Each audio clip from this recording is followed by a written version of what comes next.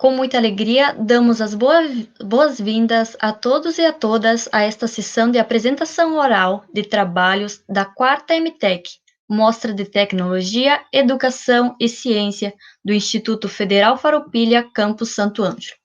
Neste ano de 2020, se reinventou devido à pandemia da Covid-19, realizando suas atividades de maneira online. Me chamo Bruna Fernanda Piecas, sou aluna do curso superior de Tecnologia em Estética e Cosmética do IFAR Campus Santo Ângelo e auxiliarei como monitora nesta sessão de apresentação de trabalhos. Sou mulher, tenho pele branca, olhos verdes, cabelos longos e loiros. Estou vestindo uma blusa rosa e ao meu fundo tem uma parede de madeira e uma cortina branca. Nesta sessão, serão apresentados os trabalhos mais bem avaliados pelo Comitê de Revisão Científica da 4ª MTech, na área temática Gestão e Negócios. Em ordem alfabética, os trabalhos selecionados são: Análise da gestão dos resíduos sólidos urbanos numa área localizada na mesorregião noroeste do estado do Rio Grande do Sul. Planejamento de compras de final de ano pelo consumidor de varejo no município de Giruá, RS.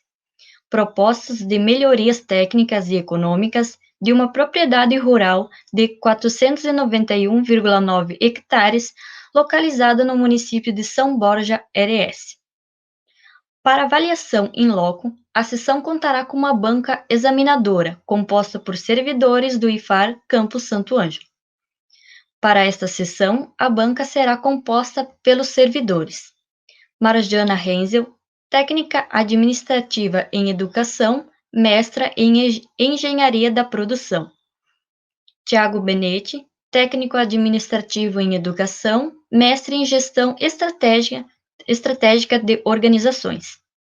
Assim, damos início às apresentações dos trabalhos da área temática Gestão e Negócios, onde cada apresentador terá 10 minutos para explanar sobre o seu trabalho e, posteriormente, a banca fará suas considerações.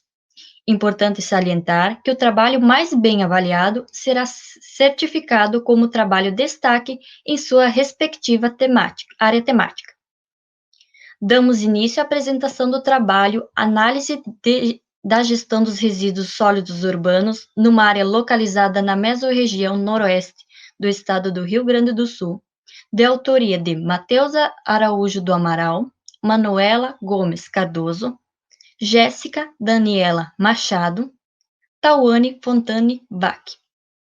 Passamos a palavra ao apresentador Matheus Araújo do Amaral, que terá 10 minutos para sua explanação. Araújo do Amaral, estou de camiseta social vermelha, tenho cabelo castanho curto e uso óculos. Atrás de mim tem um roupeiro e uma porta. Estudo Engenharia Ambiental e Sanitária na Universidade Federal da Fronteira Sul e irei apresentar o trabalho Análise da Gestão dos Resíduos Sólidos Urbanos numa área localizada na mesorregião noroeste do estado do Rio Grande do Sul, que tem também como coautores a aluna Jéssica, também de Engenharia Ambiental e Sanitária, e Tauane, estudante de Agronomia. Fomos orientados pela professora doutora Manuela Gomes Cardoso, docente da Universidade Federal da Fronteira Sul. O presente trabalho tem os seguintes documentos legais: a Constituição Federal de 1988, que estabelece que o poder público deve promover o saneamento básico e suas melhorias; a Lei Federal do Saneamento Básico, número 11.445 de 2007, que estabelece que os titulares do Serviço Público de Saneamento devem implementar o Plano de Saneamento Básico; a Política Nacional de Resíduos Sólidos, que estabelece a elaboração e implementação do Plano de Gestão Integrada de Resíduos Sólidos como condição para os municípios do Distrito Federal receberem recursos da União; e, por fim, o Decreto 7.404, de 2010, que regulamenta a Política Nacional de Resíduos Sólidos e estabelece que, no mínimo, o poder público municipal promova a separação dos resíduos secos e úmidos. Diante do exposto, o trabalho tem o seguinte objetivo: investigar a gestão dos resíduos sólidos urbanos nos 26 municípios da região das Missões, do estado do Rio Grande do Sul. Materiais e métodos. Para a coleta de dados, foi utilizado de um questionário com 16 questões, do período de 25 de novembro de 2019 até 23 de março de 2020. Dos 26 municípios da região das Missões, 2 não retornaram as informações solicitadas, que foram por meio de e-mails, telefonemas e visitas presenciais quando necessário. Resultados e discussões. Quanto à coleta seletiva, ou seja, dias específicos para a coleta de resíduos similares, 33% dos municípios não a possuem, ou seja, encaminham os resíduos recicláveis junto aos rejeitos e orgânicos para aterro sanitário ou controlado, o que é inadequado por diversas razões. Quanto à segregação do óleo de cozinha usado, 33% realizam essa segregação, sendo 4% que possuem destino formalizado, eles enviam para a Superintendência dos Serviços Públicos Penitenciário, com apoio do Poder Público Municipal, Ministério Público e Conselho Penal. 25% dos municípios não possuem destino formalizado e 4% dos municípios não possuem destino definido, ou seja, estão armazenando o óleo, mas não têm para onde destiná-lo. Quanto à segregação do vidro, 46% não segregam e 54% realizam a segregação. Dos municípios que não segregam, são 38% que destinam o vidro de forma inadequada e 8% que não segregam, mas enviam à central de triagem, o que vai para um destino da reciclagem, porém causa um problema de maior tempo de processamento na central de triagem, por ser uma maior demanda para aquela cooperativa ou associação. Dos municípios que realizam a segregação do vidro, 46% possuem destino formalizado e 8% não possuem destino definido, ou seja, estão armazenando, mas aí não tem destino para onde mandar esse resíduo. Quanto à segregação dos resíduos orgânicos para compostagem, nenhum município da região das Missões ou fazem este procedimento com apoio e conhecimento do poder público municipal. Quanto à divulgação das orientações de segregação adequada dos resíduos sólidos para a população, 71% dos municípios fazem essa segregação, sendo 37% de maneira parcialmente satisfatória, ou seja, com 1 ou 2 meios de comunicação, sendo eles digital, impresso ou sonoro. Por exemplo, para o digital, poderia ser o site da prefeitura ou o Facebook, para o impresso, jornais ou imã de geladeira, e para o sonoro, por exemplo, carro de som. E 34% realizam essa divulgação de forma plenamente satisfatória, ou seja, por meio dos 3 meios de comunicação. Quanto à existência do plano de saneamento básico, 12% dos municípios afirmam não ter plano de saneamento básico, e dos 88% que o possuem, 54% a prefeitura conhece e está disponível na internet, 17% a prefeitura conhece, mas este documento não está na internet, e 17% este documento está na internet, mas o responsável do setor desconhece o plano de saneamento básico. Quanto à existência do plano de gestão integrada dos resíduos sólidos, 64% dos municípios não o possuem, ou seja, não têm acesso a recursos da União que são destinados a municípios que elaboraram e implementaram o seu plano de gestão integrada. Dos municípios que implementaram, 25% a prefeitura conhece e este documento está disponível online, 4% a prefeitura conhece, porém ele não está na internet, e 4% ele está disponível na internet, porém o responsável desconhece. Para se verificar se os municípios mais populosos tinham características diferentes de toda a região das Missões, fez-se uma extração com os 5 municípios mais populosos. E quanto à realização de divulgação para a segregação dos resíduos sólidos de forma plenamente satisfatória, os municípios mais populosos tiveram um valor de 60%, frente a 34% da região toda das Missões. Quanto à existência do plano de saneamento básico disponível na internet, para os municípios mais populosos, este valor é de 80%, frente a 71% em toda a região das Missões. Quanto à existência do plano de gestão integrado dos resíduos sólidos, nos municípios mais populosos, este valor é de 60%, frente a 33% na região das Missões. E quanto à existência de cooperativa ou associação de catadores de materiais recicláveis e reutilizáveis, nos municípios mais populosos, este valor é de 80%, e na região toda das Missões é de 21%.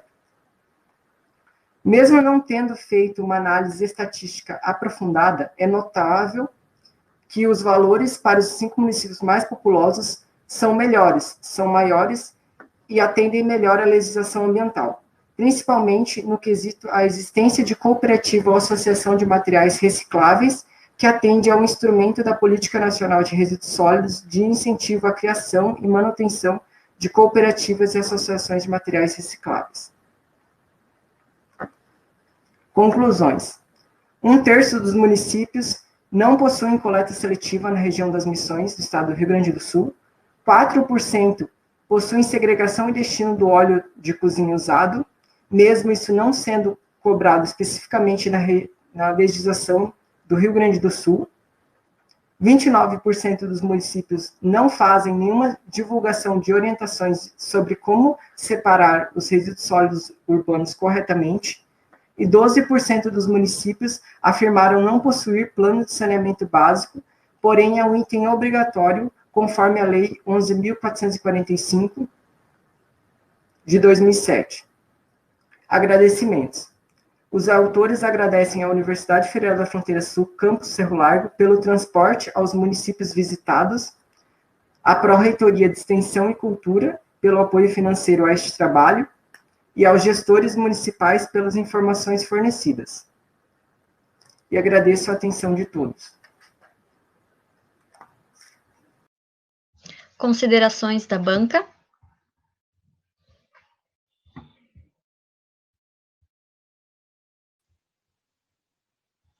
Olá, boa noite.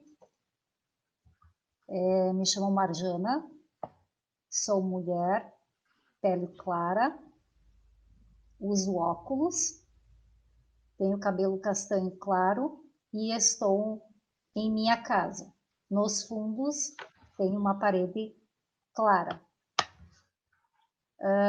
Considerações do trabalho. Parabenizo, né, o Matheus, primeiramente, né, pela explanação dele no dia de hoje, porque ele já passou, né, o grupo dele, a equipe, né, que se empenhou pela pesquisa, porque já passaram por uma avaliação anterior, né, e esse momento agora é um momento de verbalizar, né, todo o trabalho que vocês desempenharam em um determinado tempo. Matheus, a única pergunta que eu gostaria, assim, que você, né, agora nesse momento da banca, pudesse socializar, o que motivou vocês, o que levou vocês à elaboração desta temática para a pesquisa, tá? Essa seria a minha única pergunta nesse momento da banca.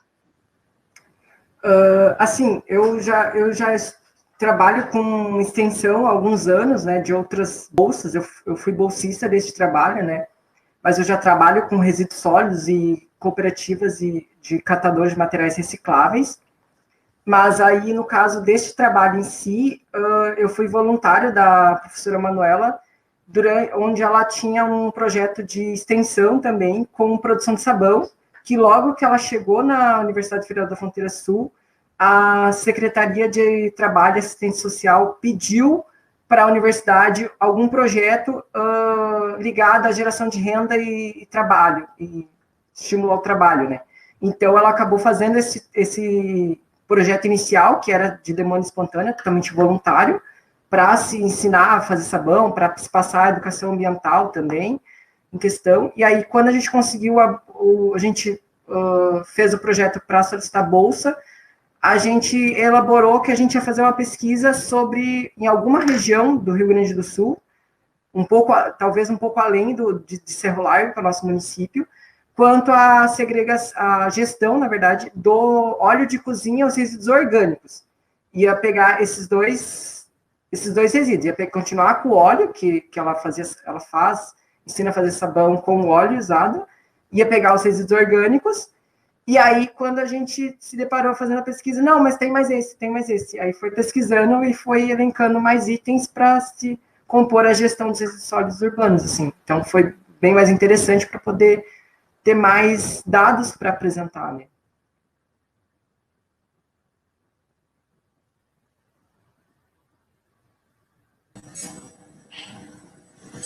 Boa noite. Boa noite. Eu sou o Thiago.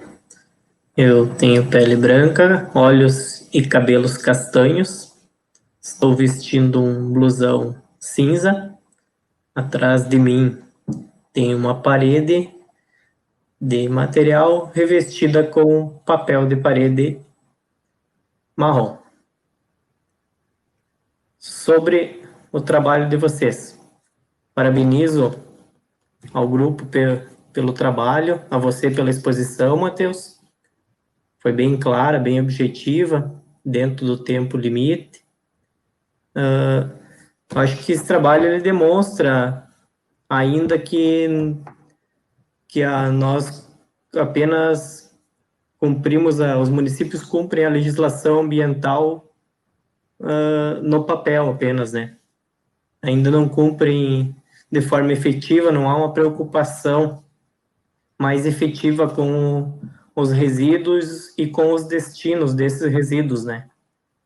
Eu gostei do trabalho de vocês, eu acho que ele pode ser o início de um trabalho, como trabalha com a extensão, acho que pode ser o início de um trabalho maior, divulgar esses resultados desse trabalho em outras instâncias, no caso, nos comitês, na própria nas próprias reuniões dos municípios, né, nas associações dos municípios, né, divulgar esse trabalho e apresentar esses cases de resultados positivos, né, que vocês citaram ali no trabalho, vocês colocaram como sendo os casos de sucesso, né, e os outros municípios possam adotar, talvez, essas boas práticas, né. E uma coisa que talvez possa vir a surgir, que não tem destinação dos resíduos orgânicos, né? Para compostagem, que é uma coisa que não seria difícil dos municípios adotarem e ter um centro para isso, né? Então, eu achei bem pertinente o trabalho de vocês e estimo que ele seja amplamente divulgado e que consiga, além de ser um conteúdo, um produto acadêmico, né, que ele possa ser usado pela nossa comunidade. Sim, claro. É isso. Muito obrigado. Dando sequência, damos início à apresentação do trabalho Planejamento de Compras de Final de Ano pelo Consumidor de Varejo no município de Giruá, RS, de autoria de Alisson Andrei Cavalheiro, Alexandro Rambo, André Luiz Bombardieri, Ailton Adriano Borges do Rosário, Francisco Bonapaz Júnior, Felipe Zingler Oliveira. Passamos a palavra ao apresentador Ailton Adriano Borges do Rosário, que terá 10 minutos para sua explanação. Bom, meu nome é Ailton Adriano Borges do Rosário. Eu visto uma camisa azul, por cima dela uma jaqueta escura, preta. Ao fundo tem uma parede de concreto verde. Nosso trabalho é sobre o planejamento de compras de final de ano pelo consumidor do varejo do município de Giruá, Rio Grande do Sul. Os acadêmicos estão formados por mim, Ailton do Rosário, Alexandre Rambo, Alisson Andrei Cavalheiro, André Luiz Bombardieri, Felipe Zingler de Oliveira e Francisco Bonaparte Júnior. Como professor orientador, temos do Gesildo de Moura de Lima. Bom, então, uma rápida introdução sobre o trabalho. O comportamento de consumo pode ser caracterizado como um estudo das unidades comparadoras e do processo de troca envolvidos na questão do consumo e na disponibilidade de mercadorias, serviços, experiências e ideias. Mowat e Sinor, 2003.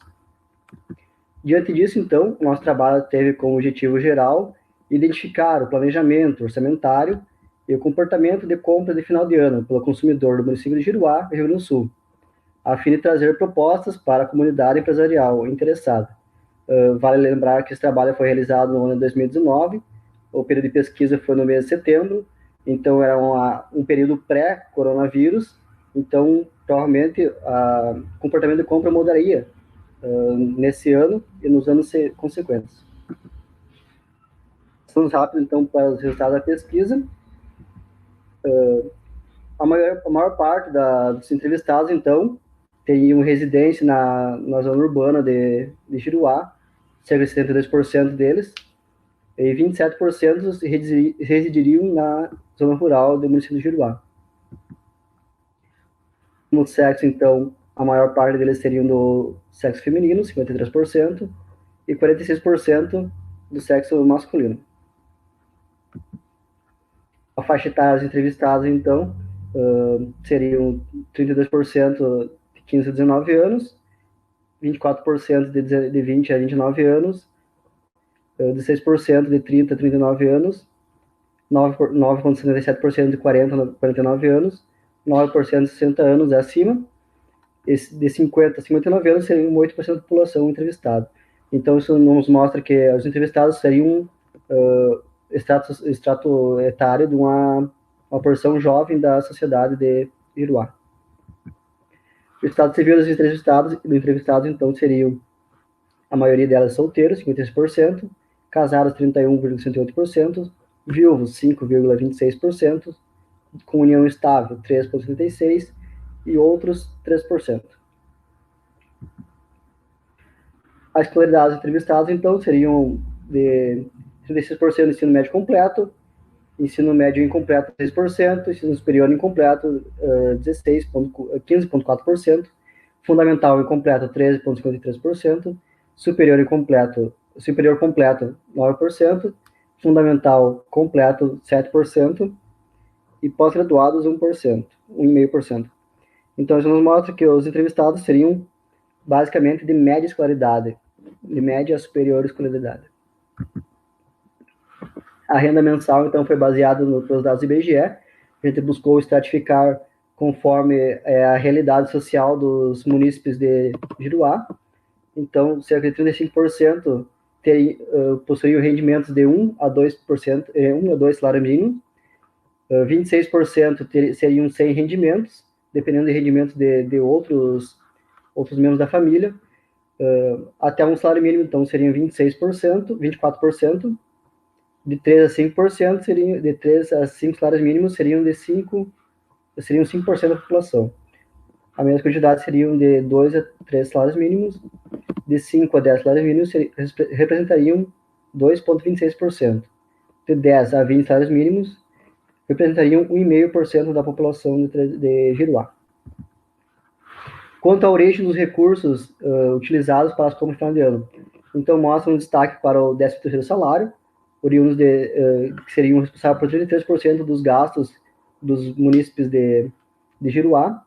A remuneração periódica assalariada, 27%, com a mesada proveniente de terceiros seria de 20,3%. Alguma outra reserva representaria 16,54%. As perguntas referentes a quanto o município de Giruá pretende gastar nas compras de final de ano.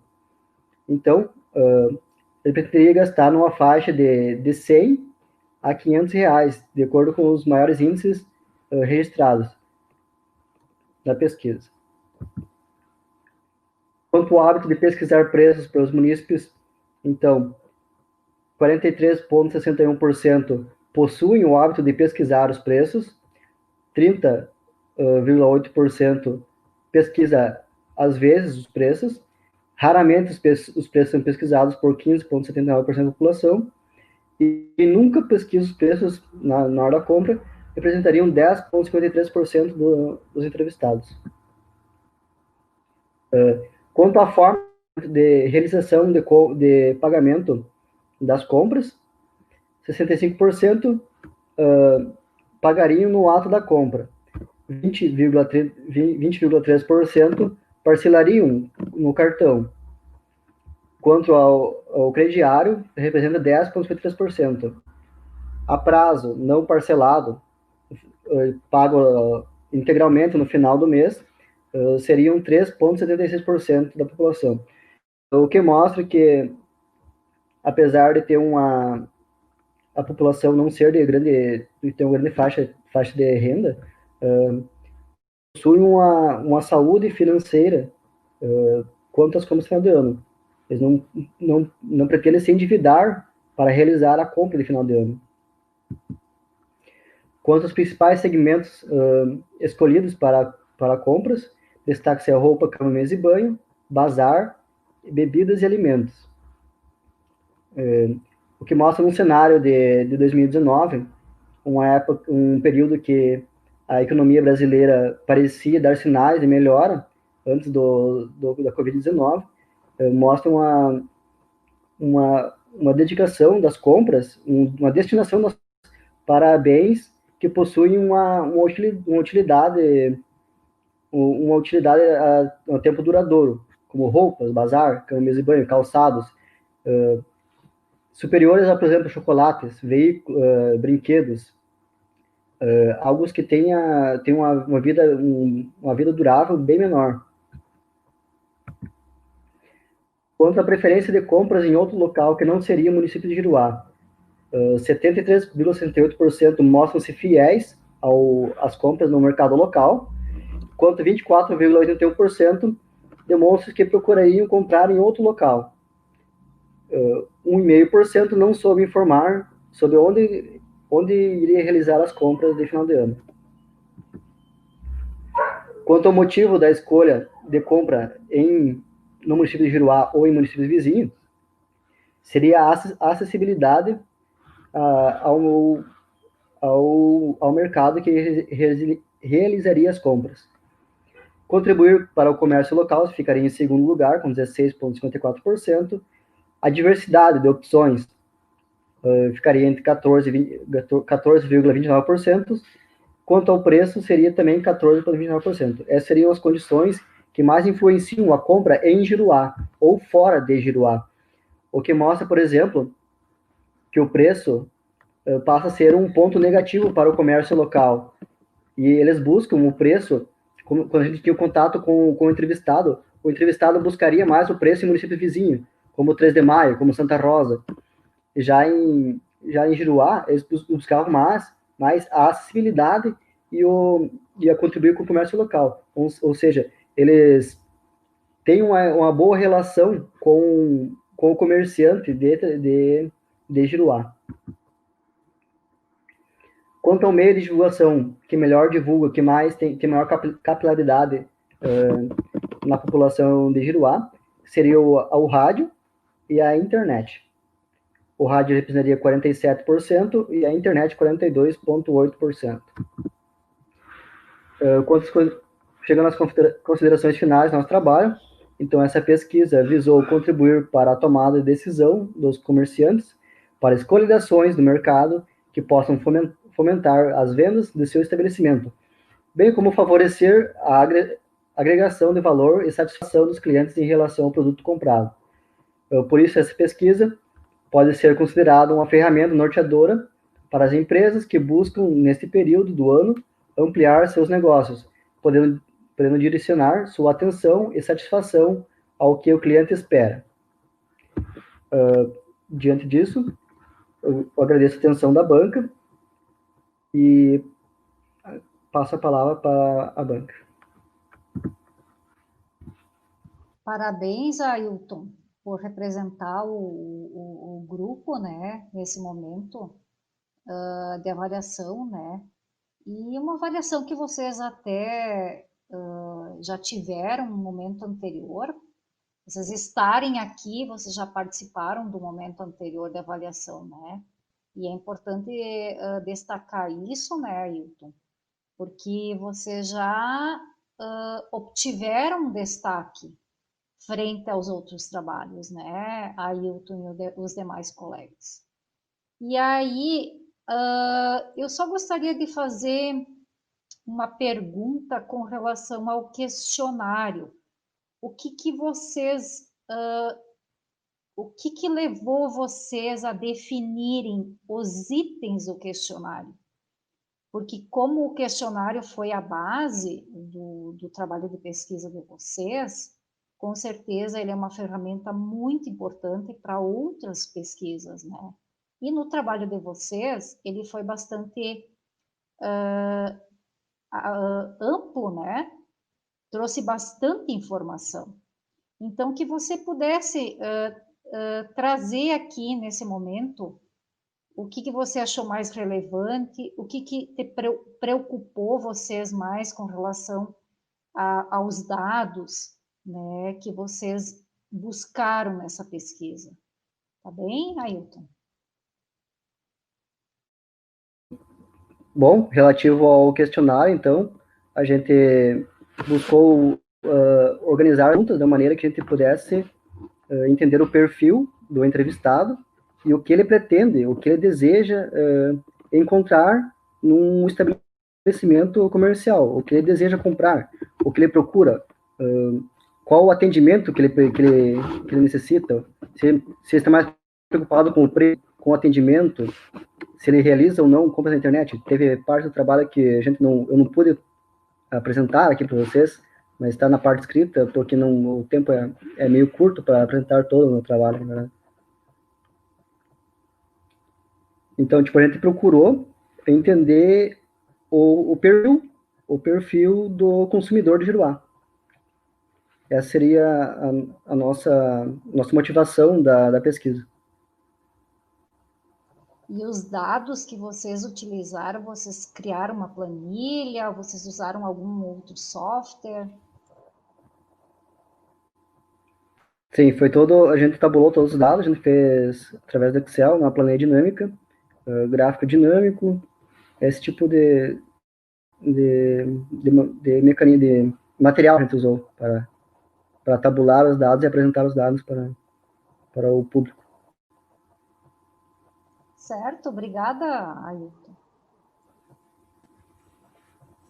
Bem, parabéns, Ailton, e aos seus colegas também, que compõem o grupo da produção desse trabalho, seu orientador.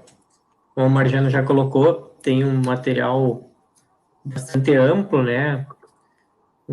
Muito conteúdo nessa pesquisa, muito útil não só para o município de Giruá, mas acredito para municípios com características semelhantes, né?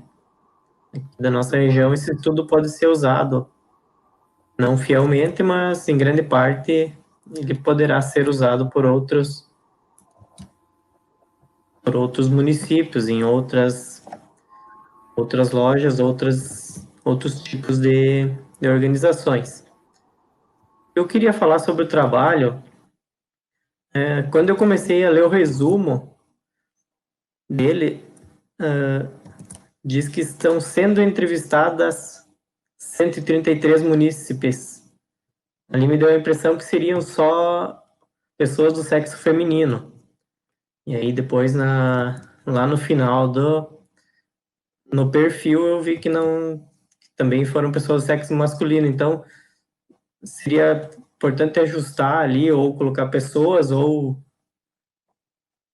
fazer esse ajuste.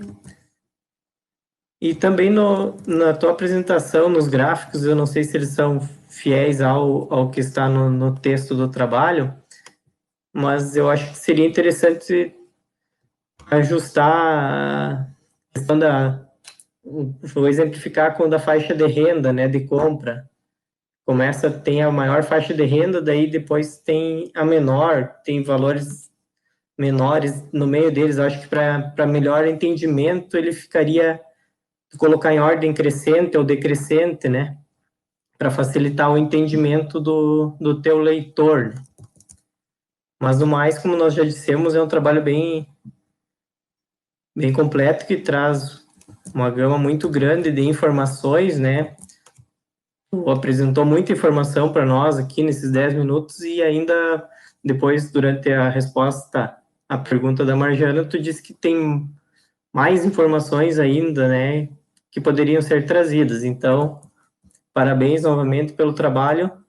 É apenas uma sugestão, né, para ficar mais fácil para o leitor. Outra sugestão, se já não o fizeram, é levar aos lojistas, né, as organizações, a associação das organizações, né, levar a eles o conhecimento desse trabalho, né, pode ser uma ferramenta de gestão para as empresas, né. Obrigado novamente pelo trabalho e parabéns.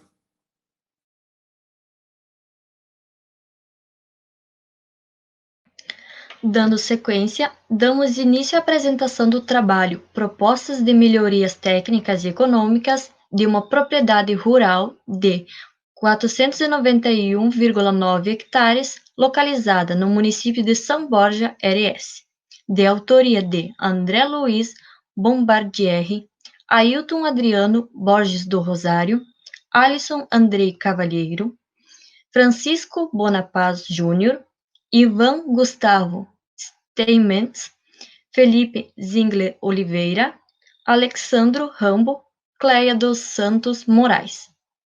Passamos a palavra ao apresentador André Luiz Bombardieri, que terá 10 minutos para sua explanação.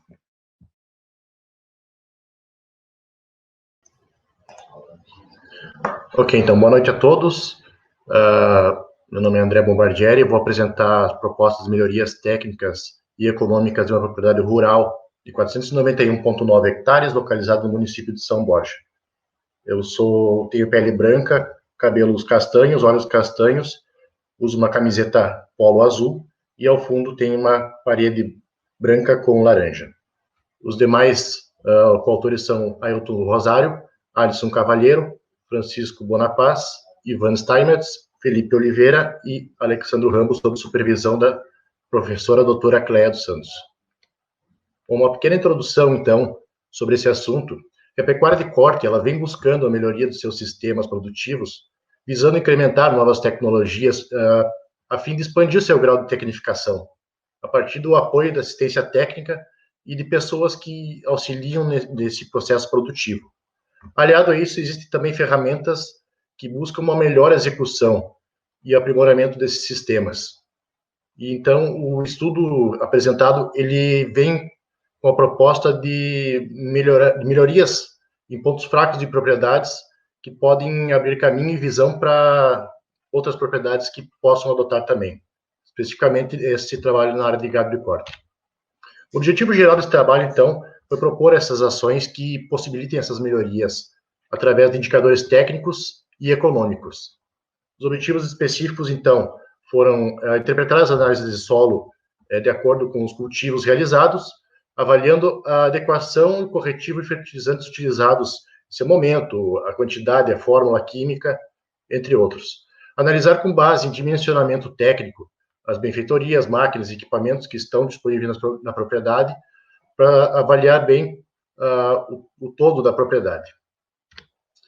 Também avaliar a viabilidade técnica e econômico-financeiro das atividades que são desenvolvidas pela propriedade, tanto na forma individual quanto na forma globalizada, sendo assim construir propostas de ações capazes de qualificar profissionalmente a gestão dessa propriedade. O problema identificado, então, pergunta-se se as orientações técnicas elaboradas a partir do diagnóstico realizado, elas trarão quais melhorias elas trarão para essas ações. E a metodologia utilizada foi a quali quantitativa, onde se busca atender os objetivos traçados ao desenvolver da pesquisa, e análise de tendência qualitativa e quantitativa, buscando, então, a execução adequada para alcançar o objetivo almejado. O método, então, foram coletados dados do componente curricular de prática profissional 1, do curso de agronomia da CETREM, onde se faz um diagnóstico de uma propriedade para depois sugerir as ações. E a abordagem, então, foi através da análise documental, através desse relatório final do componente 1 da prática profissional. As orientações, então, estabelecidas, elas possuem como base recomendações que contemplem o plano de rotação de cultura, o implemento de práticas que sejam conservacionistas, e, além disso, recomendações de práticas zootécnicas. Aqui só temos um parâmetro, então, a localização da propriedade. Essa propriedade ela se encontra na fronteira oeste do Rio Grande do Sul, no município de São Borja, na localidade de São Pedro do Butuí. Então, analisando os resultados, então, iniciando pela gestão da propriedade, é uma parte muito importante, e atualmente, na época do trabalho, a gestão era realizada pelo proprietário e pelo seu gerente, e essa parte de gestão, ela engloba desde o aprimoramento de pastagens, a genética animal, estratégia de manejo. Então, tendo como finalidade o melhor resultado para a gestão rural, o que se dá como meio seria a contratação de uma empresa rural de assistência técnica.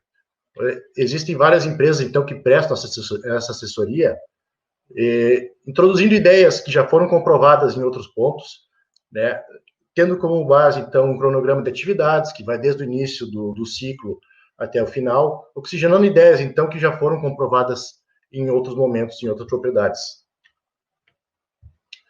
Os resultados, então, dessa assessoria, eles têm como tendência, então, o incremento desse ganho de peso de animais de forma sustentável, mantendo principalmente a parte de solos com adubação equilibrada, que vai resultar em ganho financeiro para o produtor, e solos com potencial para continuar produzindo sem ter uma degradação ou um recurso extrativista, sendo totalmente sustentável.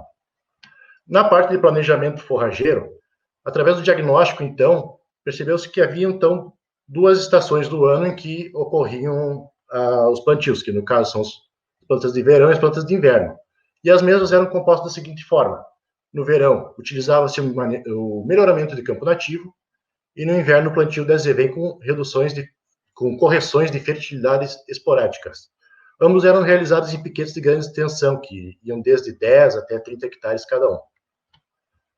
Então, como sugestão, seria importante a implementação de um sistema de pastejo rotacionado, que vai englobar entre 5 a 10 hectares, o que vai proporcionar, primeiro, um aumento da condição de fertilidade, onde serão piquetes menores, e eles receberão a aplicação de fertilizantes no tempo certo, tendo respeitado o seu prazo de rebrote da cultivar.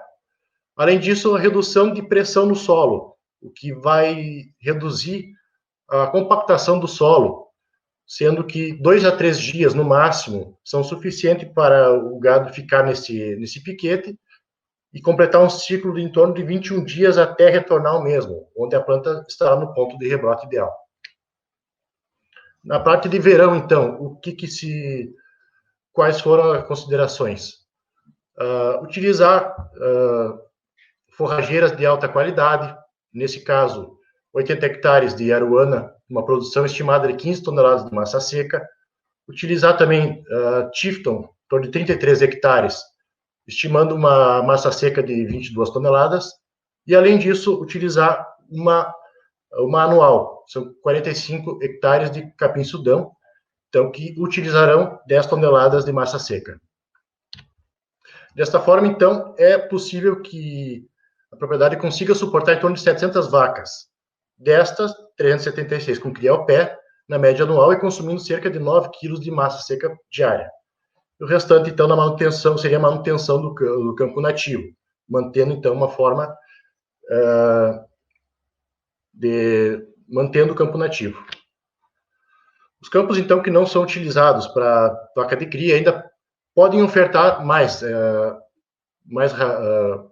massa seca, podendo, então, utilizar até uma carga de 1.000 animais com peso médio no início do ciclo, entrando no 300 quilos e saindo do ciclo, então, de 400 quilos.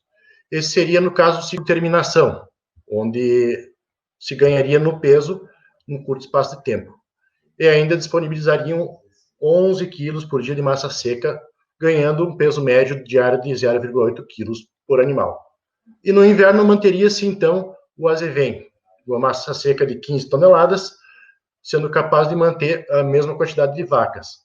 Porém, no ciclo de terminação, reduziria-se de 1.000 para 817 animais, porém o ganho de peso médio por dia seria maior, em torno de 1,36 quilos por dia.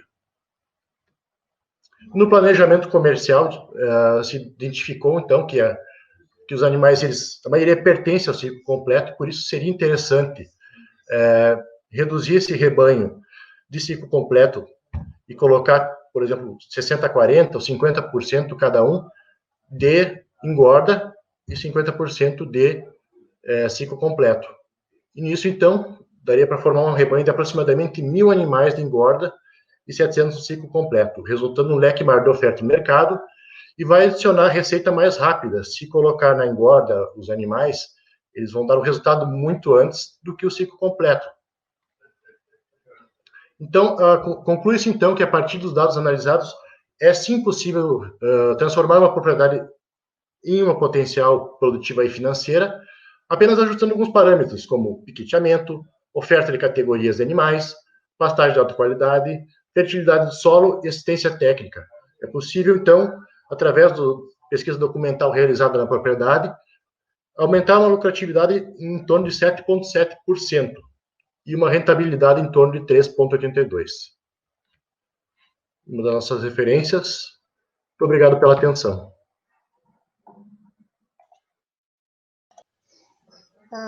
Boa noite, André. Te cumprimentar por esse momento de apresentação do teu trabalho, né? Que também já passou por uma avaliação anterior, né? E quando eu recebi trabalhos, né, para avaliar, eu tenho uma experiência experiência de vida, né? Não acadêmica, nessa área de gado, né? E hoje também com uma experiência familiar com gado de corte. E a surpresa quando eu vi porque na verdade você está trazendo uma realidade do campo, né? Da região de São Borja, que é diferente da nossa região aqui, né? Trabalha muito na ideia do confinamento, né? Eu acho que tu deve ter conhecimento, né? E a pecuária de corte, ela eu sempre digo assim, um gargalo bastante grande é o planejamento, né? E a comercialização. E você fala ali no final das suas conclusões da questão da lucratividade, né? E essa lucratividade, ela tem um fator, né? Ela está vinculada, o resultado da lucratividade, ela está vinculada a essa questão do planejamento. Então, assim, a minha preocupação é que o teu trabalho, ele tem a preocupação técnica, né? Só que quando ele traz a discussão econômica, as questões são amplas, né, André? E eu só queria fazer uma consideração assim, o quanto é desafiador, né, quando a gente se propõe a fazer um trabalho de pesquisa, e por esse motivo eu de novo te parabenizo, e gostaria que você trouxesse uma fala, né, de pesquisador, no sentido assim, o que você considerou de mais desafiador nesse teu trabalho que você foi a campo, que você fez análise, considerando então que você tem a proposta de melhorias técnicas, que para mim está bastante clara, mas esse desafio maior da pesquisa com a proposta de melhorias econômicas. Tá? E aí eu gostaria que a tua fala fosse direcionada mais para esse lado. Certo. O grande desafio dessa pesquisa foi achar esse meio onde se parte que, como eu disse, o produtor ele tinha a maior parte dele como gado de cria, onde ele possuía o ciclo completo. E fazer essa miscigenação entre ciclo completo e engorda, isso é um desafio porque o produtor, na verdade, ele estava acostumado já com esse ritmo, certo? Então, para ele desenvolver outra característica de produção, acaba tendo que vai ter que mexer em algumas coisas, vai ter alguns impactos na propriedade, algumas cercas que vão ter que ser mudadas e demanda um investimento para isso. Até por isso que a parte da assistência técnica ela tem que estar afiada nesse ponto. Então, eu penso que esse é o maior desafio, sabe? Conseguir, não digo convencer, mas deixar o produtor ciente de que é possível realizar, sim, um bom resultado, porém, é necessário algumas mudanças no meio do caminho. E André, é justamente essa palavrinha mudança, né? E isso é por isso que eu perguntei, né, você como pesquisador, o quanto foi desafiador, e com certeza o teu trabalho ele vai servir de base para outros, né, outras pesquisas que virão, né? E por isso que eu propus, né, que justamente essa questão da mudança, isso é uma barreira muito, né, muito grande ainda que nós vamos, você vai sempre encontrar quando você se depara com a necessidade de promover pesquisas e ir a campo, né? Então eu digo, esses desafios são frequentes e são sempre importantes e grandiosos, né? Quando tu traz esse recorte da vida do campo para dentro da academia, né? E aí você vê o quanto ainda tem para ser feito, né? O quanto ainda precisa ser pesquisado, né? Analisado para realmente promover essas melhorias, né? E essas mudanças. Né? Parabéns, André. Tudo de bom. Felicidades. Yeah.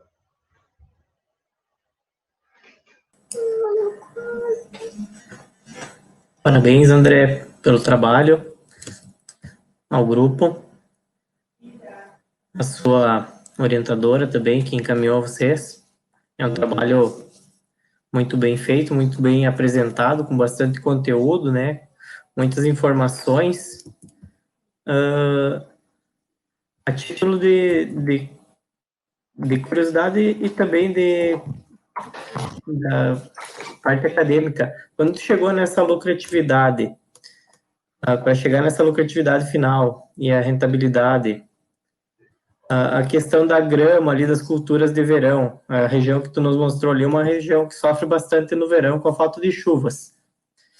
Foi considerado a instalação de irrigação nessas áreas de grama e também a produção, a confecção desses piquetes para o piqueteamento nessa lucratividade? Ou vocês não consideraram isso, ou esses cálculos que vocês colocaram de aumento da lotação e da produtividade já são na situação real de hoje? Sim, na parte 1, que a gente fez o diagnóstico, foi colocado até a metragem de cerca e tudo mais. E essa área não foi mencionado, mas a parte do Tifton, ela é irrigada, ela tem um pivô de irrigação, porque é uma cultura que demanda um pouquinho mais de risco, né? Já as outras não, as outras áreas são áreas de sequeiro. Então, foi feito esse levantamento, sim, e para chegar nessa lucratividade foi partido do pressuposto do início, de como estava a propriedade, e com as mudanças e toda a parte de investimentos também, como uma projeção uma projeção de resultados, né? Aí nós acabamos chegando nesse ponto. Tanto que esse trabalho serviu como base, nós apresentamos ao produtor e ele tem feito seguir um pouco dessas aplicações, né? Ele já está utilizando a maioria das sugestões. Que bom.